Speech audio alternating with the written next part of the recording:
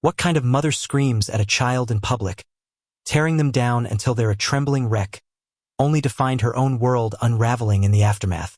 Karen Mitchell stood in the middle of the schoolyard, her voice booming like a storm cloud bursting. Her face, flushed with indignation, twisted into a sneer as she loomed over Mia, a quiet 7th grader with glasses too big for her face. Mia clutched her backpack straps, her eyes darting to the ground, trying to shrink into herself. The other kids, frozen on the playground, watched in stunned silence. Karen's words were venomous, each syllable a calculated jab.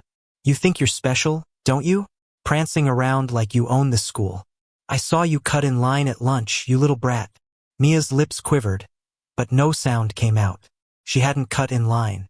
She'd only stepped forward to pick up a dropped tray, but Karen, the self-appointed queen of the PTA, didn't care about facts.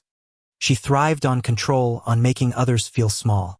The schoolyard, usually alive with laughter, felt like a courtroom, and Karen was judge, jury, and executioner. The incident wasn't new. Karen had a reputation. At parent-teacher conferences, she'd berate teachers for giving her son, Ethan, anything less than an A. At school events, she'd elbow her way to the front, demanding special treatment. Her size and volume made her impossible to ignore, and she wielded both like weapons. But this time, she'd crossed a line.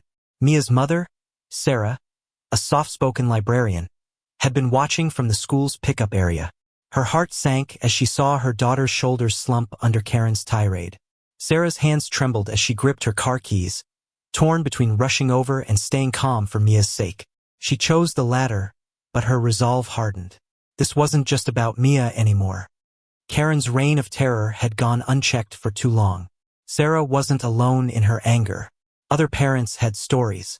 Karen had once yelled at a kid for stealing her son's spot in a spelling bee, though the child had earned it fair and square. She'd mocked a teacher's accent during a fundraiser, laughing loudly as if it were a joke everyone shared.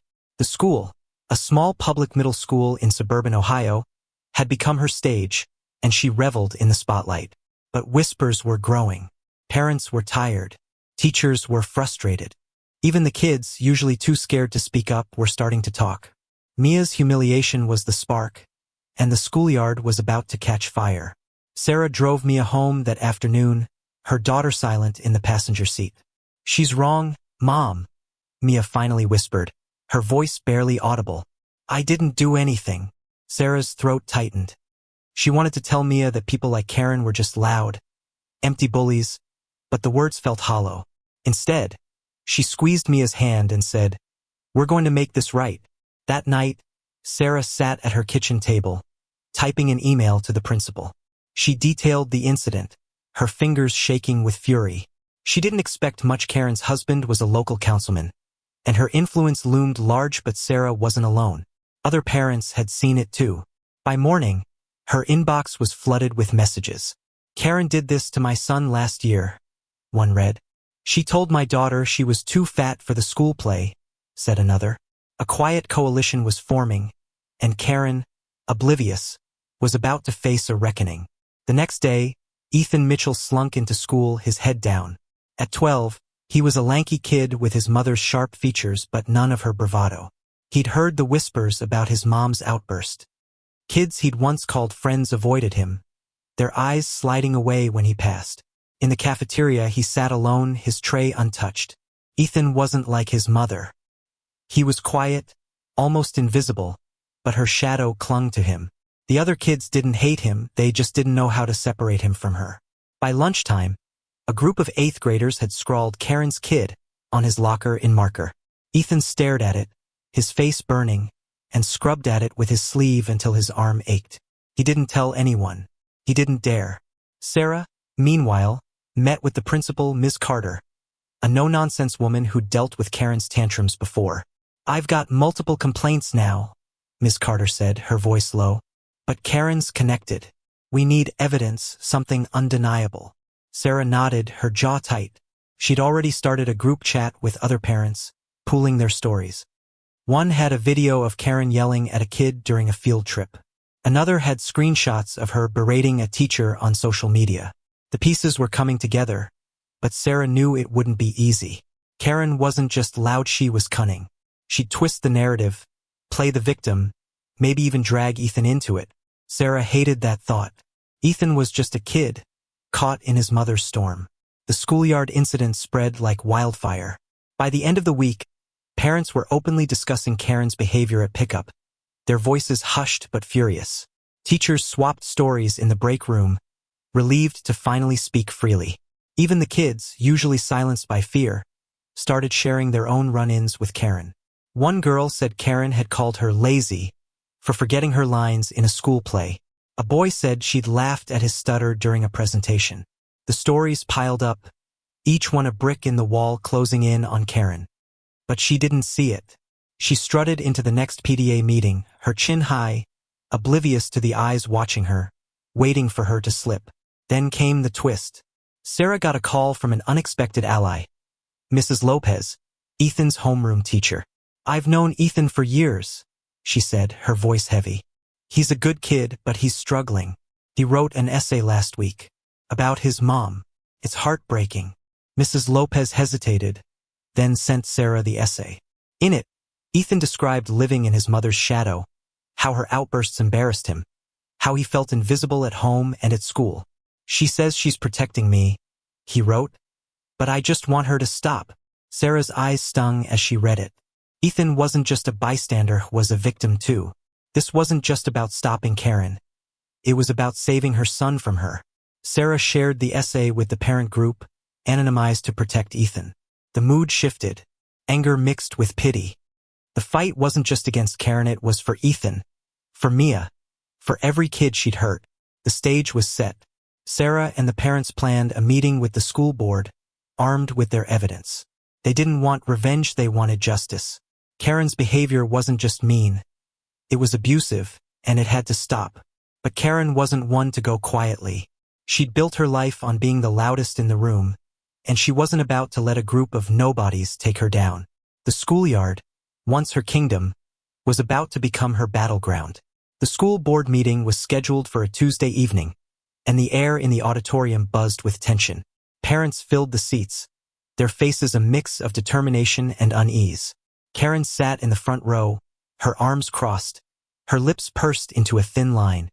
She'd caught wind of the complaints and had spent the weekend rallying her allies, other PTA moms who owed her favors, her husband's colleagues who feared his influence. She wore a bright red blazer, as if daring anyone to challenge her. Sarah stood at the back, her hands clutching a folder of evidence. Videos, screenshots, parent testimonies, and Ethan's anonymized essay. Ms. Carter, the principal, sat beside the board members, her expression unreadable. The room felt like a powder keg, and Sarah was holding the match. When the meeting began, Sarah stepped forward, her voice steady despite the knot in her stomach. She recounted Mia's humiliation, her words measured but sharp. "This isn't just about one incident," she said, her eyes locking on Karen's. "It's a pattern. Karen Mitchell has bullied students, teachers, and parents for years. It's time it stopped." The room murmured, a ripple of agreement. Karen's face reddened, but she didn't move. Sarah presented the evidence, projecting screenshots on the auditorium screen. A video played, showing Karen yelling at a kid during a field trip, her finger jabbing the air. Gasps echoed. Karen shifted in her seat, her jaw tight, but she said nothing. Then came Ethan's essay, read aloud by Mrs. Lopez, her voice breaking as she described his pain. The room went silent. Even Karen's allies looked uncomfortable, their eyes dropping to their laps. Karen stood, her chair scraping loudly. "This is a witch hunt," she bellowed, her voice shaking the room. "You're all jealous, trying to tear me down because I'm not afraid to speak my mind." She pointed at Sarah, her finger trembling. "You're just a bitter nobody who can't control her own kid." The crowd bristled, but Sarah didn't flinch. She'd expected this. Karen's outbursts were her armor, but they were cracking. Ms. Carter intervened, her tone firm. "Mrs. Mitchell, sit down. This isn't your stage." Karen's eyes widened, shocked at being silenced, but she sat, her face a mask of fury. The board promised to review the evidence and act swiftly. As the meeting ended, parents clapped, a quiet defiance in their applause. Karen stormed out, her heels clicking like gunfire. But the fight wasn't over. Karen went on the offensive. She posted on social media, calling the parents liars and bullies, claiming she was protecting the school's standards. She even dragged Mia into it, posting a photo of the girl from a school event with a caption implying she was a troublemaker. Sarah's blood boiled when she saw it. This wasn't just cruel, it was dangerous. She contacted a lawyer, a friend from college who specialized in defamation. The lawyer reviewed the post and confirmed it crossed legal lines. "We can sue," she told Sarah. "But it'll be messy." Sarah didn't want a lawsuit. She wanted accountability. She filed a formal complaint with the school district, citing harassment and requesting Karen's removal from the PTA. Other parents followed, flooding the district with letters. At school, Ethan's isolation grew worse. The Karen's kid label stuck, and he stopped eating lunch in the cafeteria, hiding in the library instead. Mrs. Lopez found him there one day, his head buried in a book he wasn't reading. "Ethan," she said softly, "none of this is your fault." He looked up, his eyes glassy. "I just want to be normal," he whispered. Mrs. Lopez shared this with Sarah, who felt a pang of guilt. She'd started this fight for Mia, but Ethan was collateral damage. She reached out to him through Mrs. Lopez, offering to talk, but he declined. He was too ashamed, too afraid of his mother's reaction. The twist deepened when a new piece of evidence surfaced. A janitor, Mr. Rivera, had overheard Karen threatening a teacher in the staff room weeks earlier. He'd recorded it on his phone, not knowing it would matter. In the clip, Karen's voice was low and menacing. "If you don't pass my son, I'll make sure you're out of a job." Mr. Rivera, a quiet man who'd worked at the school for 20 years, was hesitant to come forward. "She's powerful," he told Sarah. "I don't want trouble." But his own daughter was a student, and he'd seen her shrink under Karen's glares. He handed over the recording. It was the final nail. Sarah presented the recording to the board, along with a petition signed by 30 parents. The evidence was overwhelming. Karen's behavior wasn't just inappropriate, it was coercive, potentially illegal. The board scheduled a closed-door meeting with Karen, her husband, and their lawyer. Karen arrived, her usual bravado muted. She tried to spin the narrative, claiming she was passionate about her son's education, but the board wasn't swayed. They banned her from school grounds pending an investigation and removed her from the PTA. Her husband, usually her staunch defender, was silent, his face pale. The power couple's influence was crumbling. Outside, the schoolyard was quiet, but the air felt different. Kids played again, their laughter freer. Mia started smiling more, though she still flinched at loud voices. Ethan, though, was still adrift. Sarah saw him one day, sitting alone on a bench, and her heart ached. She wanted to help, but she knew it wasn't her place, not yet. The battle with Karen was won, but the war for the school's soul was just beginning. Karen's world unraveled faster than she could scream. The school board's decision hit her like a freight train. Banned from school grounds, stripped of her PTA crown, she was no longer the queen of the schoolyard.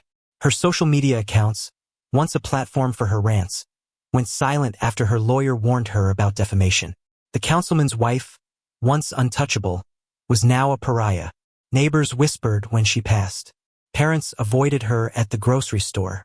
Even her husband, usually quick to defend her, started spending more time at work, leaving her alone in their too-big house. Karen sat at her kitchen counter, scrolling through old photos of PTA events, her hands shaking. She told herself she'd been wronged, that the school was full of liars, but deep down, a crack of doubt formed. Had she gone too far? Ethan felt the fallout hardest. At school, the Karen's kid taunts followed him like a shadow. He stopped raising his hand in class, stopped joining clubs. His grades slipped and his teachers noticed, but he brushed off their concern. One afternoon, Mrs. Lopez found him crying in the library, his backpack stuffed with crumpled notes from classmates. "I hate her," he whispered, his voice raw. "I hate what she does." Mrs. Lopez didn't tell him it would be okay. She knew empty promises wouldn't help. Instead, she gave him a number for a counselor and promised to check in. Ethan didn't call the counselor, but he kept the number, tucking it into his wallet like a lifeline. Sarah, meanwhile, was grappling with the victory.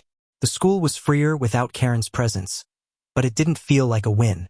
Mia was healing, slowly, her confidence returning as she joined the drama club.